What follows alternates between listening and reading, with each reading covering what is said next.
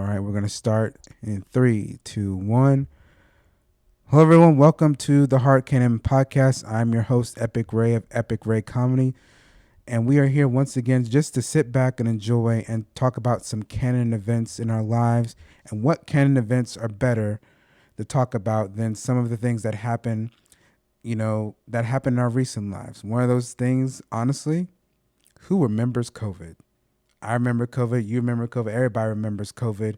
COVID, as of right now in January, COVID is 6 years old. It's hard to believe it was 6 years ago, but it is something that flipped the world upside down and backside outwards. And it turned a lot of people's lives around, helped quite a few people, and has done something that probably has been done in a while in the world.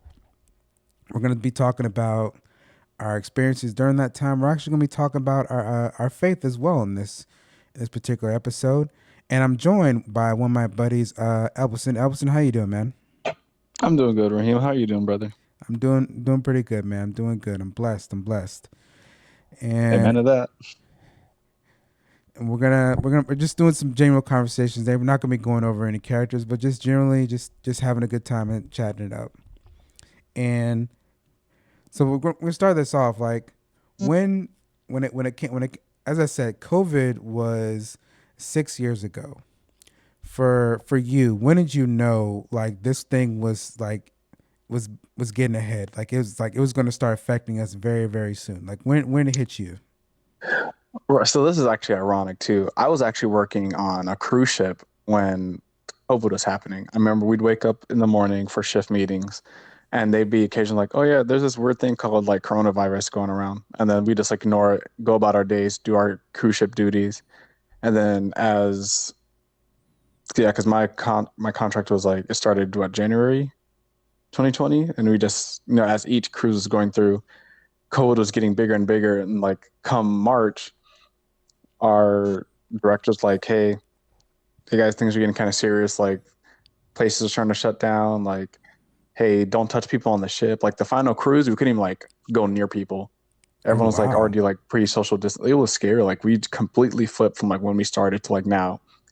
And they had told us too, like, because our contract, we had a short contract and it was going to end March 14th, which was the Ah. day before the world closed. So they said, hey guys, if anyone gets sick on the ship, we can't port in Miami. And I was like, Oh well, my wow. contract's up March 14th. That means I'd be stuck on a ship not getting paid. I was like, hold up, wait. Lucky enough, no one got sick. We managed to port in Miami. Everyone got off. I managed to get home.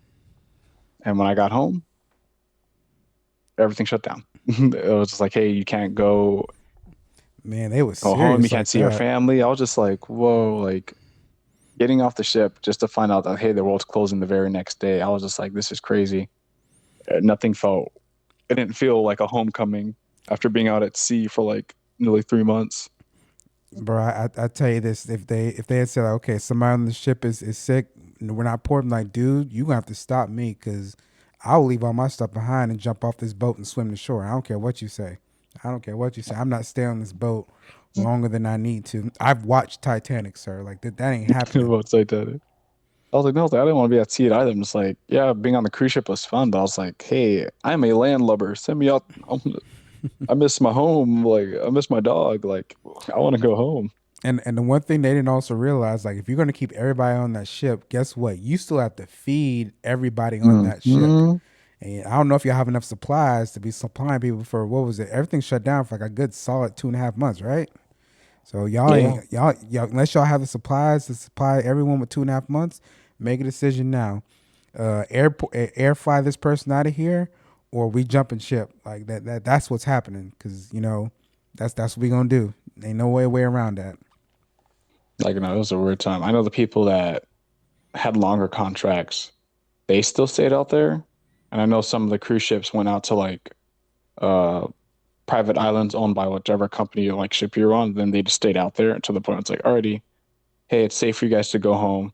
And then, all like cruise companies like we'll contact y'all when things are looking better again. But be safe, be seen, and all that jazz. That sounds basically to me like, okay, y'all fired, but we're not gonna call it that. We're just gonna say like we will see y'all later. Wink, wink, nudge, nudge. essentially. It's like, hey, we got to let y'all go because we can't keep you out on the ship anymore because there was no supplies getting to them.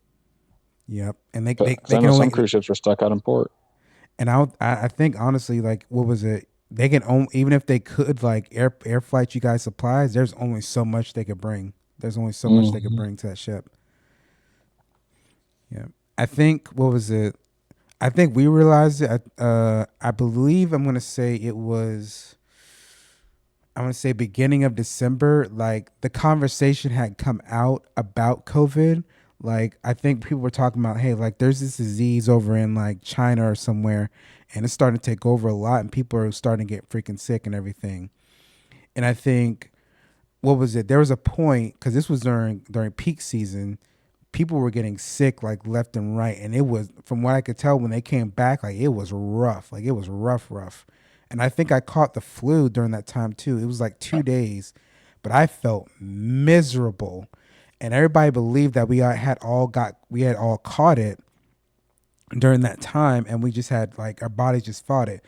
It was not the same thing because I remember what happened when I got something in December to what I got when I actually caught it. They were two completely different things. I think what I Mm. had before was just like a minor head cold and some minor like stuffy nose, something like that. That was it. But when I caught it in 21, oh my gosh, it put me down for like a week. But I remember them coming up to us. They had pulled us all in for like a meeting, and they said like, "Look, here's the thing. The world's gonna be shutting down, and we are going to be shutting this park down for the foreseeable future." And I remember some people were like, "What? Like we're fired?" I'm like, "You're not fired. We're just shutting everything down. We'll let you guys know when you come back." And I remember some people when we got in the parking lot were whooping, doing backflips. It was like we are going on vacation, y'all. And I think they didn't honestly realize like, no, they're sending us home to stay home. Y'all can't fly out to like Greenland or Switzerland or some of these other places. Like you are stuck indoors. You're not going Mhm. nowhere. And it, Yeah, the furlough. I remember the name now. We got furloughed.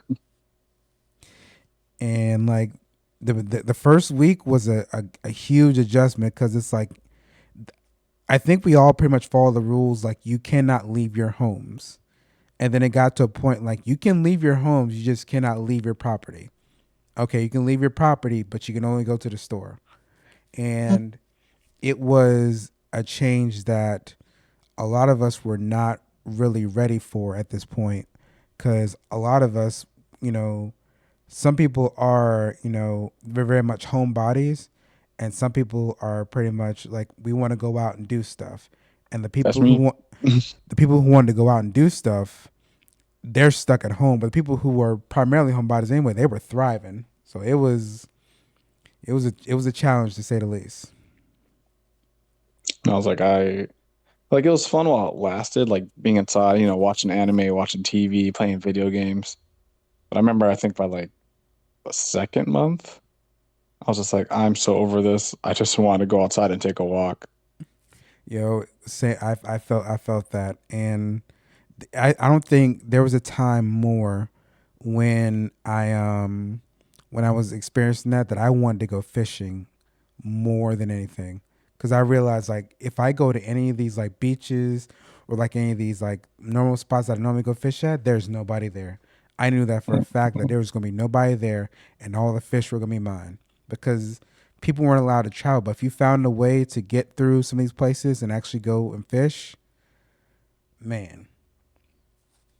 And I know it did wonders for some of the populations, for some of the fishing and the hunting and everything like that. Because some of Hmm. those times when people were fishing and hunting, like they told me like you cannot go, like you cannot go out and fish or hunt or any of that stuff or gather or anything like that.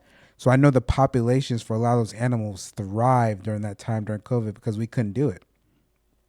I know the crab industry, those crabs probably like grew and probably the populations probably grew. The shrimping, the catfish, the alligators, and all that good stuff. Like I know those Hmm. populations just thrived during that time because nobody was hunting them and nobody was eating them. So what can you do? Except grow and expand, explode. But that following year though, oh man, they were doubling down on it. Now it's like social distancing in stores, like wherever you went. It's like, hey, social distance, have your mask on, sanitize up. I remember working like retail, and that was just awkward for a bit when it's like, hey, make sure you still like mask on, trying to like approach people and like see like, hey, do you need help? Like, what can I do? But it was just like, hey, you also still gotta keep your distance. It was awkward times. Social distancing was one of the most difficult things, and yet it was one of the most easiest things to do, yet it was the most difficult for people to understand. Hmm. I say that to go into this story. When I would go and get gas at the gas station, and I would have to like everyone, they put lines on the ground said 6 feet apart. It's like, okay, cool, I got that. I remember times when I would go and get gas, and there'd be somebody like right behind me, and it was one of the times I was like, okay, my brother, you see that line there, 6 feet, you all up on me right now, and I'm like, this is one of the times where it was okay to be rude when it's like, okay, you are too close to me, Hmm. both personally and legally. You need to step back. Bro, like personal bubbles are being invaded, and it's like, hey, man, you don't need to be this close. Please back up. Like, sir, like I get that you want to like see my card number and everything. You want to probably steal it, but I guess what? Legally, you can't be here. So back up right now. It's And like, wild. and social distancing while we were working in the parks was even more difficult because people did not want to listen. They did not want to Hmm. use the hand sanitizer. And like the people who are listening to this now, you know who you are. You know who you were. I Made remember things so difficult. I was talking to Emerson earlier. I'm like, we were talking, sharing some of the stories of it, and like we would have to sanitize people before they could go and do some of the experiences. And you would like hold out the hand sanitizer for them, and they would just drop their hands away, so the hand sanitizer would just fall on the ground. It's like, sir, like this isn't necessary. We have to do this. You don't have to Uh, ride this ride. Like you don't or have to. throwing the sanitizer straight to the floor after I touched their hand. I'm like, Okay, did you prove your point? I have to give you more now because you just threw it to the ground. I was like, you could have just took the little pea size I gave you. Like I try to be helpful because I'm like, I know the sanitizer that they were spreading around, like it was like all over Atlanta too. It reeked of like tequila. I'm just like, oh, this is disgusting. Yes. And it was super strong. So I'm like, hey y'all, this is pretty much like pure alcohol. So I'm gonna give my best to give you like a pea size amount, like toothpaste size. So it's like, hey, it's just enough where it gets on your hand, but you're not like dripping in it and swimming in it. Some people actually thanked me when I did that. I was like, hey, y'all, and I tried to talk like, y'all, I know the sanitizer is a bit much, and I'm gonna do my best to give you a little bit. And then all the people that lied saying they were allergic, like you weren't allergic, you're Oh being my burned. gosh. Like it's So just many too people. strong. It's like, I'm I'm sorry, allergic. I'm No, allergic. Like, are you really? Like, like I, no, you're I know not. for You're a not fact, I allergic. know for a fact that you're not because guess what? We scrub down these rails with hand sanitizer, so I know you're not allergic. It's like, are you Like serious? Like, no, but I had to be sure. to make sure it's like you're not allergic, y'all. The stuff is just really, really bad. And I So I was like, I remember wasn't being allergic, but it just tore off, it was just tearing off skin because it was too strong of alcohol content and it was being used too frequently. So it was like tearing the skin off of people. because I think the hand sanitizer for some of them it was like what was it 98 to 99% alcohol. I'm like, that's Hmm. real. That's really really strong. I feel like it's allergies. I'm like, no, no, no, no, no. Your skin is peeling because you're not supposed to be, you have that much on you. But yeah, well, just say you're allergic to make things easier. Because like we have between Universal and Iowa, I think that's what is it? That's I'm gonna say 12 to 13 rides. I think not including like the mini small rides like Hippogriff and P Flyers. Like that's at least 12 to 13 rides. And if you rode everything that day, that means there are 12 to 13 times where you're getting hand sanitizer on your hand. So like I can understand people's a little bit frustration with it. Hmm. And the people who to all the people who wore gloves, y'all disgusting. Y'all are really disgusting. Because I don't know how y'all just gonna get hand sanitizer on your gloves and walk the entire park knowing y'all touching stuff that has nothing to do, and y'all just still like. And I actually realized that later on. It's like they're getting hand sanitizer on their gloves, then they're touching RVs, and guess what? They're not getting any when they're leaving out of the vehicle. So that means everything they're touching, the railing, all that stuff, and everything, especially people that didn't get hand sanitizer, y'all are touching that and rubbing it on the railings, which means if y'all have it, y'all are spreading it now. Man, It was man, it was something else. It was something else. And like don't you miss those times. and you told me you actually caught it, right? You did actually catch it? Yeah, after MegaCon, Oh going with my man. best friend post COVID. I think this was what I probably was 21, I think. I went to MegaCon, had a cool time. It was my first MegaCon, and then 2 weeks later, I'm just like in my bed, writhing in pain. I'm just like, what is going on? I feel like I got hit by a Mack truck. And then I texted my boy, and I was like, bro, I'm hurting. I'm so sick right now. He's like, are you sick too? He's like, yeah, I am. You sick? And I'm like, oh crap, we got COVID. and Stupid. and a buddy of mine, Sparks, I was talking to one time, and he was telling me like he went to an event and went to go meet one of the voice actors for one of the characters he likes, and I think he said like a week later he caught it. And I'm like, dude, like Hmm. they got it too, because I know a lot of those artists or like those actors, whoever they are, when they went to these cons, they are interacting with a lot of people, and a lot of people who I'm pretty sure did not clean their hands before they went to go meet these people. So I would be surprised if they did 4 days of meet and greets and did not get sick. No, because you had all the merch and stuff, signing autographs. I'm just like, people weren't wiping their pens, and like the merch salespeople, everyone's grabbed. That's probably I got to cut. I got it too, because I grabbed so much merch that I didn't buy, and like I put it down, not realizing like, yo, probably 300 people touched this same, katana that I was interested in, and I'm just like, man, that's probably how I got COVID, just touching all the merch and not thinking about it. We were all after COVID and everything. Everybody was very health conscious. Like you see someone coughing, it's like hey, you got COVID. Hmm. The way people would back up when you cough, it's like, yo, chill, chill, chill, chill. Like I saw this meme of what was it?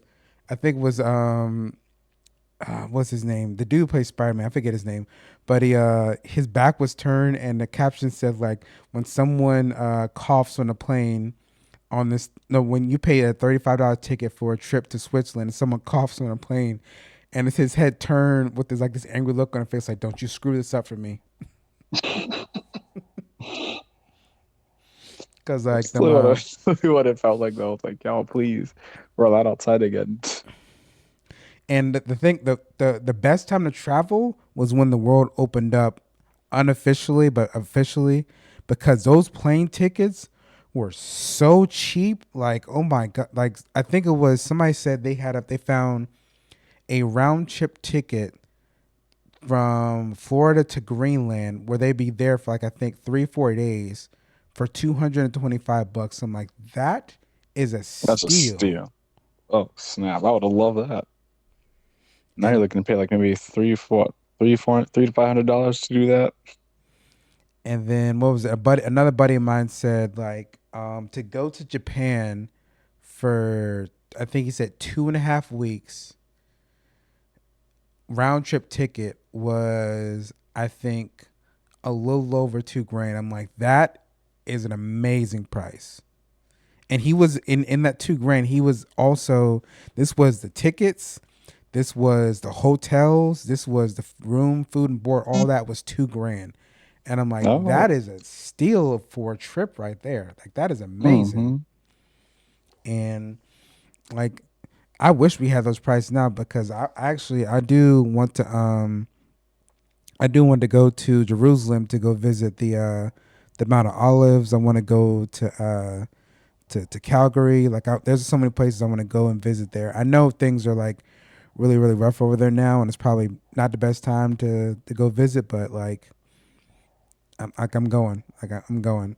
Whether wherever whatever happens over there, I'm gonna go. Like I gotta go. Mm-hmm. It's like, Once that happens soon, hopefully. and like, cause I'm so it's like tomorrow, as I'm recording this, tomorrow I'm actually going over to go be with my parents, but I'm actually getting baptized tomorrow. Oh, amen. Congrats, brother.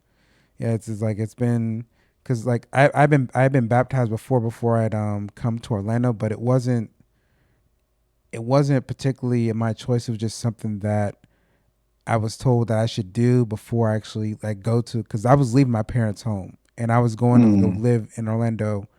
I was pretty much gonna be by myself, and it wasn't something that I chose. It was just said that this is something you should probably do.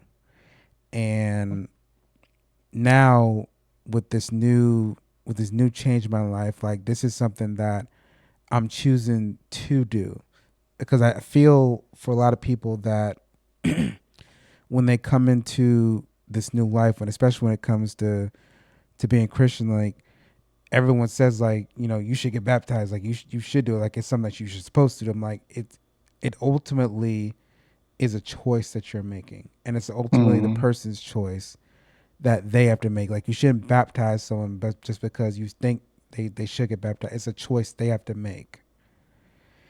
Yeah, And because it's supposed to be a declaration of your faith, not just like a requirement of your faith. exactly, in the like I know in the Catholic religion, like they baptize them as babies. I'm like, you don't know what this kid's gonna be like, because they're what, 2 3 months old. They don't Mm. know their left pinky from the right thumb. And That's correct. when they when you get older, this is why it's important of the parents to impress upon their kids, like they teach them, but also give them that choice of like, this is what we follow, this is what we believe, and it is ultimately up to you to make this choice and to have this declaration of faith, like I want to be baptized, I want to go down in Jesus' name, this is something that I want to do. For some Mm-hmm. people, they when they live with their parents for so long and everything, they don't accept their parents' faith, and it's understandable because everyone goes their own path, and eventually, sometimes they end up coming back and getting baptized and accepting Christ in their life. But it's ultimately a choice that they made, because because here's the thing that I also realized is that when Jesus called each of the disciples, he simply asked for them to follow him, but it was Mm-hmm. still a choice for them to up and leave. He asked Correct. them to follow him. It wasn't a command. It was just follow me. And they still made the ultimate choice to come with him. They also could have made the ultimate choice to leave, but they stayed with him. And that is the ultimate one of the things that people have to realize with this type when with our faith is the choices that each of us make. One will be accounted for, but it's ultimately how we live our life. It's everything's based on choice. We always have a Mm-hmm. choice to do something good or bad. We can't just say it was fated to happen. Like everything starts with a single choice. Yep. And I feel that because was it when I remember my first baptism too? Because I've also been baptized twice. My first one, I was just a kid, and everyone at church just like, yeah, you should do it, you know. So me and my sister did it. Didn't really, you know, realize what I was doing. I'm just like, hey, I'm just getting baptized, and I was like, yeah, I'm baptized, but there's no meaning behind it. And then I gave up church, gave up, Jesus. I still believed in God, but gave up pretty much everything else associated with Christianity, and I was in my own way for a long time. And then, after a lot of pain, a lot of misery, one day I was just like, God, I want to do this your way, because I'm tired of hurting. I downloaded the Bible app. I just started reading it, and then next thing you know, I got closer to God. This was like end of 24. Started reading in November of 2024. Started reading, and then boom, all of 2025. I'm like, oh snap, I'm a Christian again. Got baptized in July, and like that baptism actually felt real. Like I actually like, God, I'm actually giving my life back to you. Like I want to serve you, Jesus, because you've pulled me out of things that I probably should never walked away from. and now I'm a brand new man because of you. I'm just like, how can I not give my life to you? Like in that time, that baptism felt like I was actually giving my life to Jesus compared to the time I did as a kid. Because I know what I was doing. I was just like, I'm just here. Everyone else is doing it, and they said I should do it, so I did it. But this time I was like, hey, could I go again and do it right this time? And they said, yeah, if you like. And I did. I, oh, that felt amazing. So amazing, brother. It felt like a breath of fresh air, like there was like a load that was just like being off of you. Mm-hmm. And like I I am ultimately like I made a decision to get baptized, I think in November of last year. It was in November or December, but I made the change, I believe, in August of last year, because I remember exactly what I was doing. I was home. I believe it was either my Wednesday or my Thursday, and I was literally laying down in my bed, and I was like, I either got done doing something or I was about to do something, and I just felt this moment of clarity, and it was like this voice, like it was quiet, but it was like it was really loud, and the moment of clarity just hit there. It's like, why are you doing this? Like Mm-hmm. what like really genuinely honestly think like why are you doing, like, look at yourself. Why are you doing this? And then I I lay back in my bed. I'm like, why am I doing this? Like, what am I getting out of this? And ultimately, I laid back in my bed, and I was like that for like I think 2.5 hours, just thinking about the concept. Like, why am I doing this? And I remember like, okay, this nope, this is like it's time to make a change. Like it's time to grow up, time to, as the Bible says, give up my childish ways, and it's time to start doing what's right. And Mm-hmm. it was a slow uphill from there, because the changes weren't immediate. It took time to ultimately get up the hill, like changing yourself, your mindset, and everything like that. I started praying more, reading more intense, like everything just got down to like, okay, I'm gonna start praying more. I'm gonna start reading more. I'm gonna take this, and I'm gonna be focused, and I'm gonna be driven, and I'm going to, because I want this. And Mm-hmm. then I think it was the end of October going into November. I started genuinely, honestly thinking about. It. I was like think about your, and I was remember I was doing laundry, and I was like, think about your life from this point now to when you in August to before then. Think about your life now. Like, have you lived a good life? And I thought about it thoroughly, and so like, not in the least bit. There are points that I remember I had done something. I had done some things good, like I was being a good person and helping people and doing everything, but in the end all overall be all of it, wasn't a good person. And Mm-hmm. I remember messaging people and sending them messages and telling them like, hey, I'm sorry. Like, I was not a good person to you. I was a horrible person. I was not, my mindset was, I was not in a good place. And for a lot of them, they were caught off guard. It was like, you weren't that type of person to me. Like, you weren't mean to me or selfish or any of these things. I'm like, you didn't see it. I see it now. And I was not a good Mm-hmm. person That at part. all.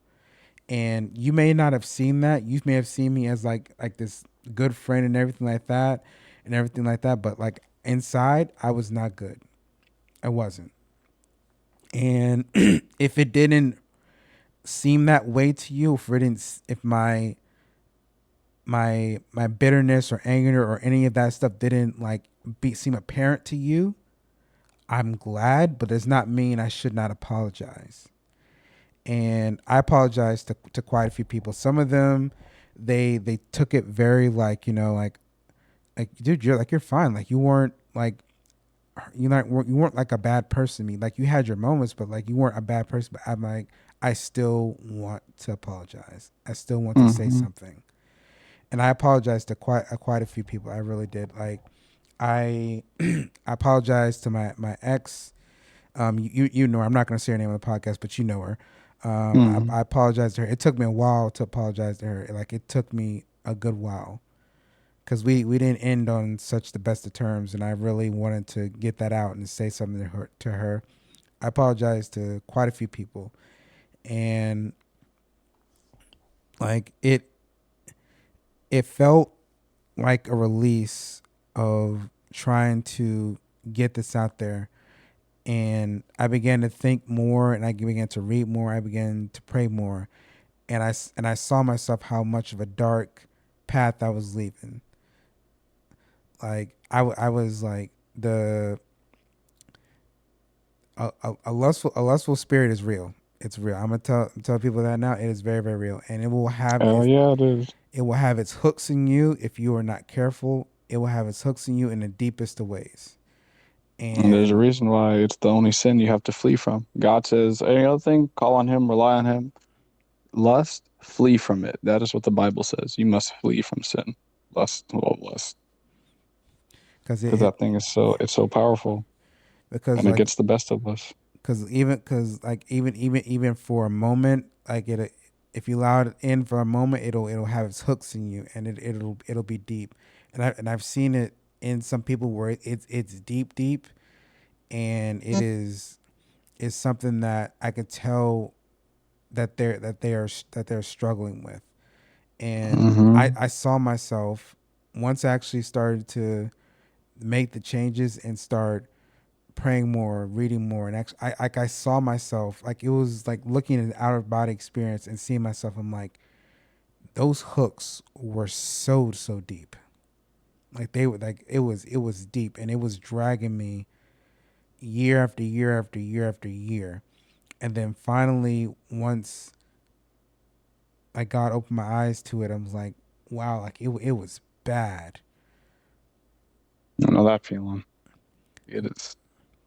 Ugh, it consumed me a lot of my life. Like I've gotten better now, but you know, temptation's everywhere, and it's the matter of like, hey, rely on God to help you fight because you can't do this on your own. Like there's no like, oh yeah, I can just not worry about it or not pray about it. It's like, no, you need to because the spirit is willing, but the flesh is weak. Yes, And it is so hard to like fight the temptations of this world.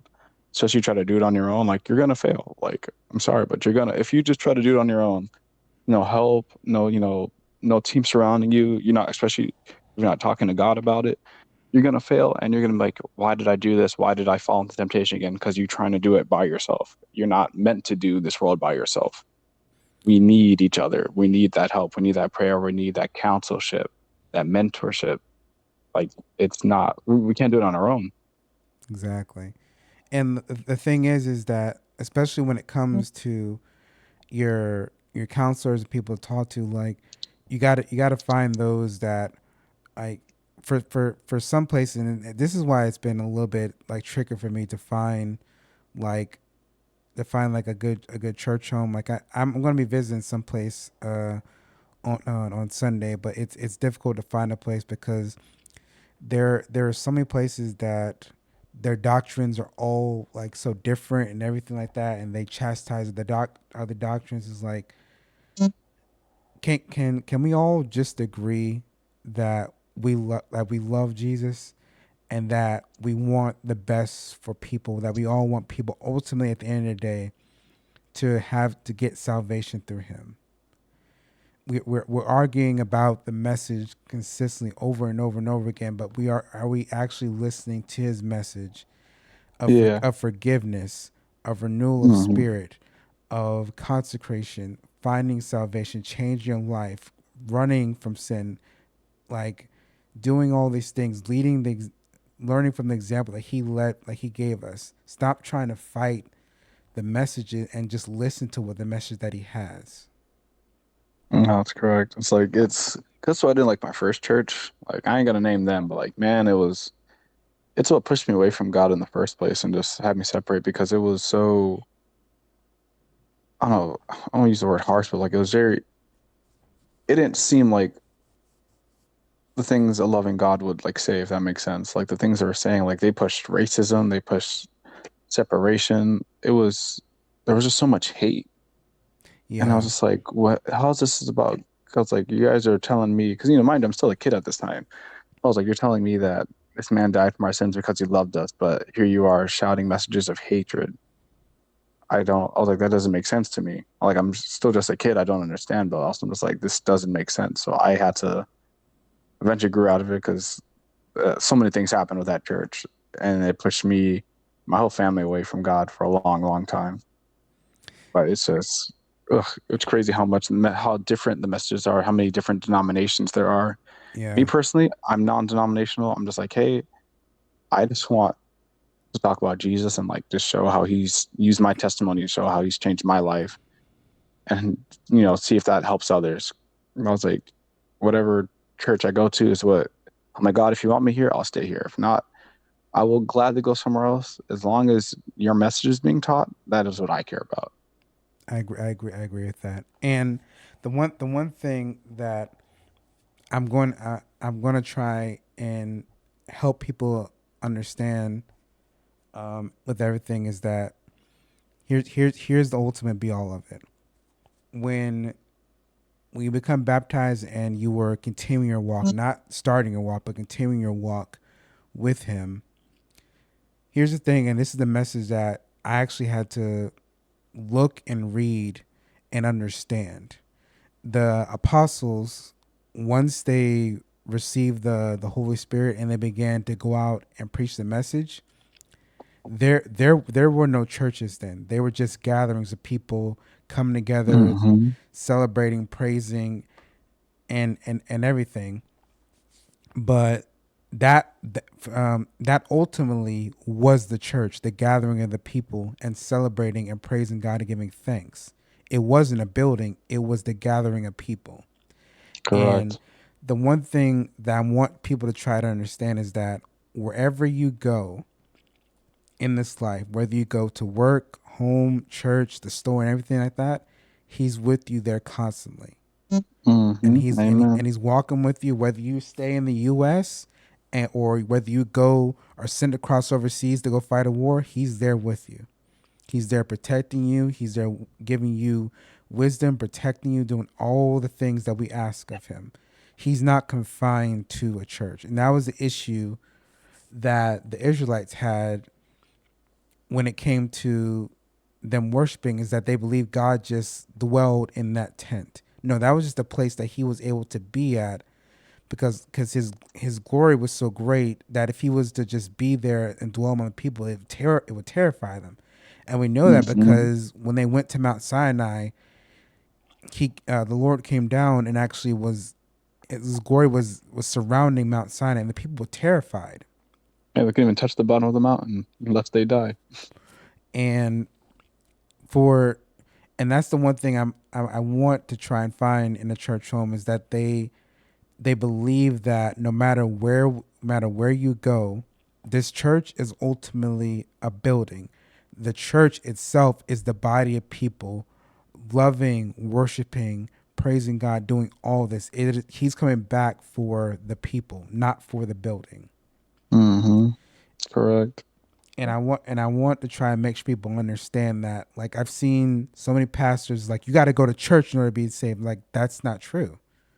People have found God and have talked with God and changed their lives in jail and in prison and have changed their lives there. There are people who've been Mm-hmm. in a whole bunch of other places that were not churches that were end up being saved and changing their lives. The church that people believe is a building, but the church itself is the body of Christ, the people that love, worship, and want to help others love and worship Him. That is ultimately what the church is. So even if the Okay. building crumbles away, people gathering together, praying for one another, fasting, consecrating, celebrating, and everything. This is what the church is. Like I could be wrong, and Lord forgive me if I'm wrong. I believe honestly the first church was the apostles walking together with Christ because he's the head of the church teaching and preaching and giving the messages to them. And when he ultimately went to heaven, they ultimately had to spread out and give that message to people. Like Paul wrote letters to the churches and of all the places that he visited, and they established churches there. But he ultimately went on journeys and missionary journeys to preach. But that does not mean just because he was in a church that God was with him the entire time. And I know that Mm-hmm. from the stories that were written about him, the storms when he was on the boats, the 2 years that the 2 to 3 years that he was spent in jail writing these letters to these churches, like God was with him that entire time. He never left him. So whether you are in a church building or not, God is with you as long as you carry His promise and remember what He's done for you. Remember the salvation that He has in you. Then He's with you consistently the entire time. The Spirit of God is with you always. He's not leaving you. Yep, I got my Bible right here too. So for anyone listening, Matthew chapter 18, verse 20. For where two or three are gathered in my name, I'm there in the midst of them. That is Jesus talking. So it's like, if you're there in Jesus' name, God's with you. The Lord is with you. So don't worry about being in a building. Like, if you need more fellowship and things, yes, head to a church. It will definitely help. I've met a lot of good people through the church that I probably wouldn't have met in day-to-day life. But God's with you as long as God will draw near to you if you draw near to Him. That is His whole thing. He wants a relationship with you. He wants you to choose Him and like talk to Him. Like, I talk to God like He's a friend. I talk to Him like He's a father. Like, it's you have to put the effort and like, hey, reach out. It goes back to the word, the choice. You have to make the choice to go to Him because He's right there, ready to come get you. But if you continue to run from Him, it's like, all right, well, I'm here. You're the only one fighting this. I know what you need before you even ask of it. God knows what you need. You just have to let Him do His thing. Don't fight His blessings. Don't fight the rod. Let Him grow you, correct you, and I promise He will change you. Because the man I am today is not the same man who he was in 2024 before I picked up my Bible again and started reading. Like, I can't even tell you who that Pastor Ebelson is because Ebelson now is so different. It is a definite change, and the thing is that so like I went also last year I went on a weight loss journey because I found out in December of 2024 that I was diagnosed as type 2 diabetic, and Oh, I'm sorry, brother. it was a crushing feeling. And like the one thing I did learn, the things I learned from going on that journey was that God will send you those warnings, and you have to understand those warnings because before I even got diagnosed, I found He sent warnings to me, and I did Mm-hmm. not listen. Like I remember, I was in my car, I was washing and cleaning my car, I was listening to a podcast. It was a young lady that had a doctor on the podcast with her, and she was pregnant at the time, and he was explaining what like frequent urination is. Like it's a sign of early diabetes. That was sign number one because that was happening to me. That was a sign right there. He may not have used someone like he may not have used someone like a pastor or something like that. He was using someone ordinary to explain like this is something that's happening to you. Get help. And I didn't. And ultimately it got worse over weeks and weeks. And then on Christmas, I found out what was wrong. Got the diagnosis on the 27th, and I knew, okay, it's time to make some changes. Time to ultimately make some changes, and I did because one, I was scared, but two, more than importantly, I wanted to live. I had seen people who Correct. had diabetes before, and it was something that a lot of them are still struggling with. Some of them had lost their feet, their whole foot, their leg, limbs from this diabetes, and this was something I did not want to do. I wanted to live a full life, and one of the things. that God will do for you, especially when you make the change, when you make changes in your life, is that others will see it before you do. Mm-hmm. Amen to that. And I remember coming into work and I didn't even notice I was losing weight. I didn't even notice it at all. I just see people like going up to me, it's like, you look different. Like, are you losing weight? I'm like, dude, I'm not even sure. I'm not even sure. And I remember going to the hospital and the doctor came in, um, and he was looking at me. He like his eyes were just like he was just like stunned, and he's like, "What was your?" He's like, "What was your blood sugar level when you got diagnosed in January?" I said like it was a 10.9, and his eyes got wide. It's like, "Sir, you're a 5.5 or 4." I think at the time when he said that, Oh. and I was like, "Are you serious?" He's like, "Yes." Like, what were you doing? It's like I made the change, man, and ultimately, like the choice. It all came down to a choice. I could have continued down my path eating the way I wanted to, doing all that stuff, where I could have made the changes and changed my life around. And it all starts with the choice. This whole walk, whether you're trying to get healthier, whether you're trying to pursue something new, whether you are beginning your walk with Christ, it all starts with a choice. Mm-hmm. Like, And that's the hard part too. Like, I think some people think it's like they have to. I think the other issues too with people is like what the choice. It's like when you make the choice to follow God, you have to give up a lot of things. Like I had to give up music. I had to give up, just so many things that I enjoyed doing, excursions, going out clubbing and stuff. It's all gone. It's like I still found fun things to do that can still keep me excited, but it's like there's so much like excess that I got rid of. And I just double down to this like already what actually keeps me happy in life. What's not just, cheap thrills and pleasure. It's like, oh, this is actually like this helps me. This actually makes me feel better. yeah, Because I'll say this, the walk with God is not easy. I was like, I know a lot of people look like, oh, Christians are so happy, XYZ. I'm like, yeah, a lot of Christians suffer to get to that point. I yeah, was like, they went through trials and tribulations to get to like, oh, it's the happy, jolly person. They went through, and I'll say here, they went through literal hell yeah, to become the person that you see right now. Like, I can say that for me. The Abelson now, y'all, some people that knew what I was going through 2, 3 years ago, they're like, yeah, Abelson has healed so much. He has changed. Like, people say I keep getting taller. I'm just like, no, it's because I'm standing up straight mm. from no longer being depressed and, taken down by the world going on around me. I was And like, because it was hard. I had to give up, the old me, the old things I used to do, and become the person. Oh my God, help me become the man you designed for me to be. That's something I pray like almost every week. Like God, help me become the man I can be. and And something new I will pop love up that. each week. Love Like that.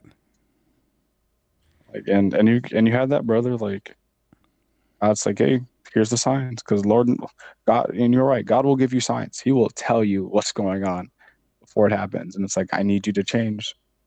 Because of course, God could heal you miraculously, but it's like, hey, what's going to stop you from doing it again if I keep healing you? You know, Mm-hmm. that's why it's like people are like, oh, that's why a lot of people don't like Christianity. It's like, oh, God's not answering my prayers. I'm just like, okay. As I like to tell people, God answers prayers in 3 ways: yes, no, be still, and know that I am God. I usually get that last one a lot, and it makes me so mad. It's like, God, what am I waiting for? And But like, you just have to let him. Once you get that answer, you have to just continue to trust. Like, okay, God knows what's best, and then you have to do your part because God can do anything, but you still have to contribute because at the end of the day, you have that free will. You have the choice. He wants you to make those choices, but he also exactly. wants to be there to help you during those choices. I remember there's this minister that this pastor I listen to sometimes on YouTube. His name's Pastor Philip, and Mm, one of the things is like because you had mentioned the yes, no, and be still, but the thing with the no, and this is something that like it took me a while to come to terms with. I'm like, you know what? It makes a lot of sense. When he says no, it's not a no of like no, you don't deserve it. So it's like if he says no, he's saying whatever you are asking, you are either not ready for, or whatever you're asking is going against his will. And when it goes against his will, he's not going to give it to you, because if it, by Mm-hmm. giving it to you, it goes against his will, and ultimately it's going against him, which is not something he's going to allow to happen. Correct. And when he also says no, it's like you're not ready for it. It's like, I'm going to give it to you eventually, but as of right now, the way you are now, you are not ready for it. And We you're only gonna lose it. So when the time comes when he feels you are ready for it, he'll give it to you. But as of right now, you're not ready. It's the same thing when you ask your parents, like, can I get a car? Can I get a pet or something like that? If they see that you are not being responsible, if you're showing the signs of like, hey, you're not showing signs of me that if I was to give this to you, you'd act responsibly. You'd be responsible. You take care of the things I'm giving you, then there's no point in me giving this to you. But if you're showing me signs that you can be responsible, you're acting responsibly, you're speaking responsibly, you're doing the things that we ask of you, then we will say yes, because we feel that you Mm-hmm. are ready for it. Like a lot And of half the people. times you gotta ask yourself, like, am I actually ready? Because I've had that self reflection a lot. Whenever I pray for something and it doesn't happen, I was like, God, am I ready for this? Is this meant for me? And it will cause you to self reflect, like, okay, what do I need to fix? What do I need to change? And once again, we get back to that point. Ask God for help. Like, God, what do you need me to do? What lesson are you trying to show me in this message? Like, God will answer. God will always answer a prayer. You just got to make sure you're paying attention to the answer. Yeah, the thing is, like, people believe when they do pray, he's going to just pop out of the heavens and say like, yes, no, maybe. Mm-hmm. He will use people around you or show you signs that will answer your question for you. Like I said Yeah. with the type 2 diabetes thing. He showed me right there. I was having the frequent urination issues already, and yet that small snippet right there was basically showing me like, I'm using this podcast. These people that you're watching, they're probably not followers of Christ, but they're showing you something that I'm trying to tell you. Mm-hmm. And he will do that sometimes. He will use other people to show you or to give you the lessons that you ultimately need to learn or listen up to what he's saying. Because another message in that is the Good Samaritan. Two people Mm-hmm. that knew God, that know God, worship God, walked past that person, but the person who was more different from them in almost every single way stopped and helped them. It will sometimes be those that are not even the person that you expect them to be, helping you out, showing you something. Like I even see it when I play my video games or something like that, or like I'm still an avid Star Wars watcher. I love watching Star Wars. Like there are some Mm-hmm. lessons that I hear in Star Wars. I'm like, that's really significant, or like that's something that I really honestly didn't think about. And I would see some other people that they would watch an episode and it was like, hold on, let me think about that. And they would go to the Bible and go read about it. And like, he gives insight in some ways that you truly don't even think about. Mm-hmm. Like And, God's messages will come through in so many ways. and like, sometimes he's being extremely clear and our ears are just covered. Yeah. Because And God will find a way to speak to you, no matter what you're doing. Like God will give you a message. Like I said, it's all about, are you paying attention to the message being received? like we Because could, if you ignore it, of course you're going to be like, oh yeah, God's not listening to me. He's answering my prayers. I'm like, He answered. You just don't want to see it. mm-hmm, And it could come as, oh, like let's say, like I have one friend, we'll name him, but his dating life has just been the same. It always ends up the same way. And I'm just like, I was like, okay. And I'm like, hey, have you talked to God about it? He's like, yeah, I've been praying. I'm just like, okay, your relationships keep ending the same way, the way you keep, or like your talking stages, what have you, they all keep ending the same way. I'm just like, there's something God's trying to show you here, and it's probably telling like, hey, I need you to work on yourself. Stop trying to pursue all these women because you need to pursue me. You need to get closer to me so I can help you find the right person. Because I'm just like, bro, because he's like, am I not good looking? I'm like, no, you are a very handsome dude. I was like, I hear girls talk about you all the time, but the ones you're attracting don't see your spirit. They see your body. It's all lust. And that's what you're attracting because you're not running to God. You're running to lust. And lust is what's coming after you. And it sucks to see that because I know he desires companionship. But it's like, brother, you need to go to God first. Yeah. Be mindful of those hooks. Be mindful of those hooks because once they get you, Mhm. they're gonna dig deep and they're gonna attempt to pull you away hard. So you got to be mindful of those hooks. Like try don't put yourselves in situations where it's those hooks can get a chance to even try and hook in you. Like Mhm. I like what was it? I went out with a friend of mine, and it was it was I think this was like a literally maybe a few I want to say a few weeks after I made the I'd also made the change, and I went out to a bar with him. I didn't drink anything. It was I just had like water and everything and wings with them. But I was just just conversing and talking with them. But as I was looking around, I was like, this just feels it feels strange and it feels weird. Like I don't feel comfortable here. Yes, I felt that. I And felt that. like even before I went out with him, I told my dude like I'm letting you know this now. I don't drink anymore. I quit drinking in 22 in February, and I told my dude I don't drink anymore. Like I'm just letting you know if I'm going this place with you, I'm literally going to make sure that you are okay. Like make sure that you get home and that you're gonna be all right. Cause I'm telling you right now, these places I don't go to them. I wasn't even much of a bar person before I made the changeover. Like I really wasn't. I wasn't the type to go to a bar, drink, and do all that stuff.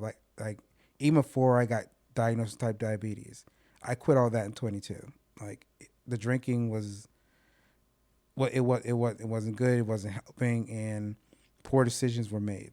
So that Hmm. so it. I told him like if I go with you to like this, I'm literally only looking out for you. I'm looking only out for you. Like I'm not here to find a girl. I'm not here doing. I'm literally looking out for you to make sure that you make it home safe. And like got him home safe. Got everything like that. And I was like, but I realized when I was there is like the only thing good about that place was the food. The only thing about the place was the food. Because they had some bomb wings. I'll tell you that some bomb Parmesan wings. You love to hear it. Like I still go to Ale House now and again, and I was like I'll have some garlic Parmesan wings and a water or a Coke Oh, Zero, and that's it, I love me some Ale House. Ale House is so good. bro. I miss Mhm. the crap. What's it? Is the Mountain Melts? Oh God, I miss it. I was like, I had that a couple months ago with some friends. I was like, oh, geez, forgot how delicious stuff is. But like, I try not to eat out as much. I've been trying to eat healthier too, like getting more produce, making my own food. Like, I made like sweet potato fries the other day. Ooh, Bro, woo. slapped. Mm. Oh gosh. I've been learning like, I'm trying to limit myself onto eating so much processed food because right now like my church is doing a Daniel fast, so pretty much just hey only fruits and veggies. We did it for 21. We're doing it for 21 days. Uh, it's yeah till the 21st we're doing it, and it's been really weird eating fruits and veggies. I'm not gonna lie, and like not having an ounce of meat at all. But I've adjusted, and it's like It is something difficult, but the thing is that when we do these types of fasts, what they didn't realize, and I'm not saying they were dumb, the people back then and everything, is that a lot of vegetables and fruits have the proteins that we get in meat. So you're not lacking in your hmm nutritional value. You're just getting it in a hmm different way. But it is very much possible to do. It's very much possible to do. it's just like such a change. And it's like, man, I haven't had bacon in like over like what 14, 15 days. It's crazy. But like it's cool because like it definitely feels like a cleanse too in some regards. It's like we eat so much processed foods that's like, oh Yes. snap. Like, and now I'm just like, when this is over, I'm not gonna immediately jump back to all those things. I'm definitely gonna be more cautious to what I'm putting in my body because it's like, hey, if I want to live a long life, I need to watch what I'm putting in my body. So like eating out is gonna be very rare. And if I do, I have to watch what I'm eating. None of this, oh, just grab whatever, let me get 30 of this. Like, no, no, no. Like if I'm going out to eat, my goal hopefully I don't go more than like it's gonna be a slow burn. It's gonna be an adjustment, but it's gonna be like, hey, maybe like no more than once a week. I would get like takeout or something. Yeah. But the goal is to try to cook more home cooked meals, so I'm not eating so much processed foods because it's the it's to be honest, it's the food they're giving us that's like killing us like this. Oh yeah, for It's all sure. processed. None of it's a lot of it's bioengineered, and it's like, hey, where's the natural food? Like the stuff we're buying on shelves so quick in the freezer aisle. I'm like, this stuff is killing us. And Like it's slowly killing us. like if and the thing is like if people are listening to this, if you have the opportunity to travel, before you travel, eat at a restaurant.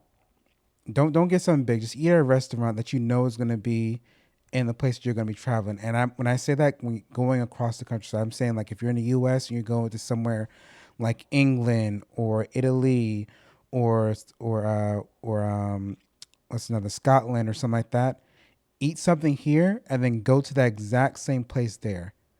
And I promise you, the food that you're eating there is going to be so much more healthier Hmm. than what you're gonna get. Like the bread there, the meat there, the cheese there, it's gonna taste different, but it's gonna be much healthier for you. There's a reason why there are people in China and Asia who eat huge amounts of carbs every single day, yet they are more healthier than the people that are here eating tons of carbs.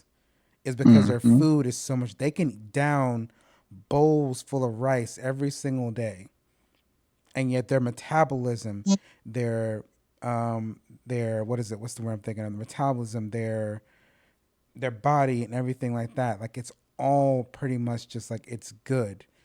And like they live very much long lives. A lot of them reach 70, 80, and they are still moving Hmm. around very fluidly. It's because they're taking care of themselves. And we're Are they not eating the doing right that here. foods? Mm-mm. Like what was it? When I started my type 2 diabetes like weight loss thing, I was 300, I'm pretty sure 320 something pounds. I was Hmm. 320 some pounds. I'm walking around right now 255 pounds now. Hey man, good stuff on your brother. And it's like when you start giving up stuff and you start making changes, you'll realize like you're gonna feel a little bit weaker. That's something that's gonna happen. You're gonna feel a little bit weaker, Hmm. but I promise you, keep going with it. Keep trying. Keep doing what you're doing, and you're gonna come out so much better. But the end all be all of it, if I had to put a title for this episode of this podcast, choice. Oh, amen to that. Yes, sir. But it's all a choice at the end of the day. A choice. A Yeah, choice. what are you gonna choose to do? A choice to follow. A choice to follow Christ. A choice to be healthier. A choice to make better decisions when it comes to relationships, eating, Christ, all these things. It all starts with a choice. You cannot say that someone robs you of a choice. You always have it. Yeah, it is always even if it feels like there's nothing there, there is a choice to be made. Even if it's a hard one, but you'll always have a choice. And like No one can take that from you. And one of the things that people like to joke around with is like they're like there's not a gun to your head.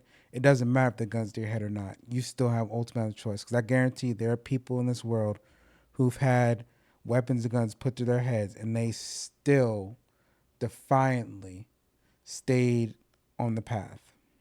Hmm.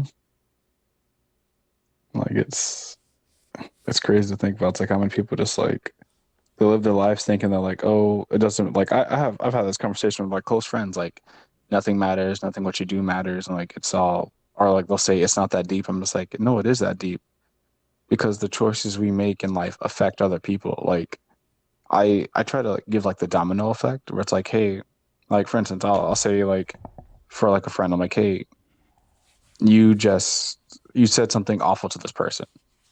Now that person's gonna go feel depressed and do XYZ to someone else, and then that's just gonna trickle down. Like you will start and it's gonna start small. It's gonna turn to tsunami of just pain and suffering because you made a choice to treat someone some way, or like you did an action like, oh, I took someone's last $50. I'm like, okay, you robbed that person. What if that $50 was the last thing needed to be able to pay their bills Mm-hmm. perfectly, and now they're getting evicted? And it's like the choices you make not only affect you, it affects other people because your behavior, how you treat others. You never know when you're like someone's last straw. Like I'm not gonna lie, that's why I try to keep people I'm so kind to people because it's like I don't know what you're going through. I don't know if you're one step away from just doing something crazy. And it's not to be like, oh, treat everyone nice just because they might off themselves. No, no, no, no, no. I don't want someone to feel like, hey, I'm on my breaking point. No one cares. I'm like, hey, I care. I don't know what you're going through. You don't have to tell me what you're going through. I can pray for you. I can just listen to you. But I know whatever you do next is going to affect other people. Yep. So I hope I can at least be something good to your life, or like, hey, I try to at least add some positivity to your life because I don't know what's coming next for you. And that's how I feel about with a lot of people. It's like I meet them, I talk to them. Like, I'm only human. It's not perfect always. Some people be making me mad. I'm just like, you know what? I hope you step on a Lego, like barefoot. I hope it's one of the big ones. But at the end of the day, I'm just like, I hope you're doing well. And like, I don't know what you're going through. I don't know why you're angry. I don't know why you're sad. But I just hope that everything's going to be okay in the end. And, I just try to hear people out. I try to be there. Like, Yes. I know I can't be there for everybody, but I try to, in some aspect, show them like, hey, at least one moment in whatever you're going through, someone cared enough to listen, to see you, to talk to you, to notice you. And I just try to be that person for people. It's like, let me just try to see you because Lord knows that's what He put in my heart to just look out for people as best I can Because because it's hard. yeah, the last thing that I want to honestly see or read is getting a text message from a friend saying like, "Did you hear what happened to so and so?" I'm like, "No, what happened? Like they took their life or something happened to them." And it's like I could have said something to them. I could have done something because like that guilt will eat at you, and Mm-hmm. it's like, and this is why we we when we have those moments with people and you try to be as transparent with them as possible as much as I can because one of the things that I'm going to try and do this year is prioritize not only with other people but with myself as well, prioritize peace over happiness because people will seek happiness and will do anything to get that happiness and that which incidentally will cause them to lose their peace.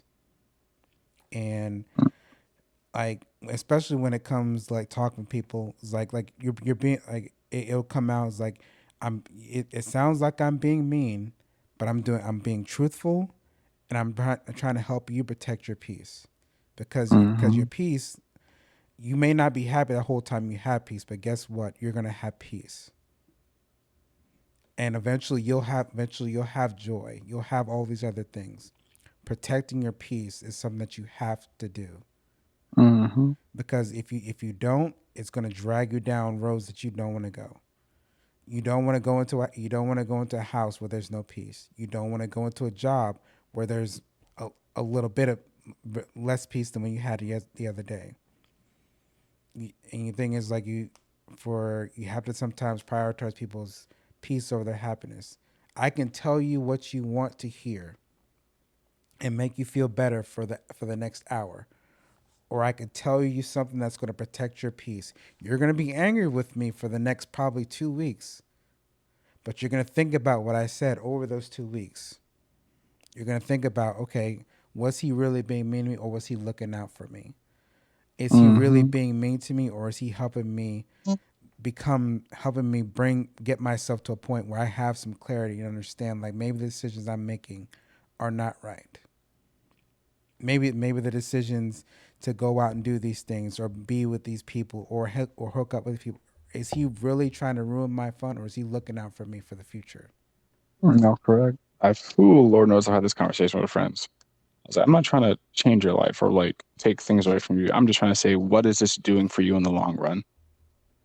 What will this add up to? Because I'm like, believe me, I love having a good time, love having fun, but you have to look at the things you're doing as like, how is this going to affect my future? Mm-hmm. Because it will catch up to you. The things you do in the past catch up to you, whether it's in person, whether it's just mentally or physically, spiritual. Like it's gonna come back in some form and like attack you, and you're gonna be like, oh snap. I was like, why is this happening? And then you find out like, oh, it's because I did X, Y, Z, this day, that night, or whatever. I was like, it comes back. So it's like, you reap what you sow. Especially if you're not like remorseful about it, you just like try to sweep it under the rug. I'm like, alrighty, that rug's gonna get lifted up, and you're gonna see all the dirt. And then if we go back to square one, talk to God. You got to talk to God about it. Repent. Hey, try to change your life. Like it's never too late to change your life. It's never too late to make the choice. I It's just a matter of, do you want to? I thought about like I have a I constantly think about that 11th hour parable that Jesus spoke about, and it's like it's never too late. And then I remember reading that parable and thinking about it, and then I fully went over to, and and this goes back to what I was saying about he'll send you signs. Before I even thought about turning my life back over to Christ, I remember listening to something on YouTube, and this was probably, I think, maybe early 2025, probably late 2024. There was a pastor talking, and he was speaking about the criminal that was dying with Jesus and how he didn't ask for forgiveness. He didn't ask for him to save him off this cross. The only thing he asked for was that you remember me when you go into your kingdom. That's the only thing he asked for. He didn't ask for grace, forgiveness, for him to fill him with the Holy Spirit. He didn't ask for anything. He just said, remember me when you go into your kingdom. And he got the ultimate, ultimate gift. He God basically said like he didn't get baptized. He didn't have to go through a life of like trying to right the wrongs he did. He said like, you're coming with me. Not essentially in those words. Like, don't take the words that I just said word for word, but like he said, you're coming with me when I leave here. There's a man who's done wrong his entire life. And in a moment that he knew like my life is going to end. There's no more second chances. I am dying right now. I'm gonna look towards the one who I know it is who's the answer to all of the things that I've done wrong. The answer to to help me understand. And he didn't ask for forgiveness and none of that. He simply said, remember me. And God gave him the ultimate gift. He brought him into the kingdom. And this goes back to saying like with the 11th hour principle, it's never too late. This man was literally on his deathbed, literally about to die. And God gave him grace and took him into the kingdom. So again, it's never too late. It never is. It all, once again, I'm going to make this a title of the episode. It all begins with a choice. So when you make that choice, hey, it's going to be a choice that's going to change your life. Amen to that. Well, we went a little bit over, but it was a good amount of time we went over. That was a good talk. Thanks for having me, brother. Absolutely, man. We'll have you back on again, and I'll probably have like a subject matter we can actually go over this time. But I think this was just us, just relaxing, talking, and just having a little bit of fellowship. Oh, let's here for it. Love me some good fellowship. We can always have some good fellowship. Well, everyone, I'm Epic Ray of Epic Ray Comedy. Thank you, Elson, for joining me on this. I was like, it's my pleasure. I was like, hope to talk to y'all again. Absolutely, absolutely. All right, everyone, we're signing out for Hard Cannon Podcast in 3, 2, 1. Have a good day.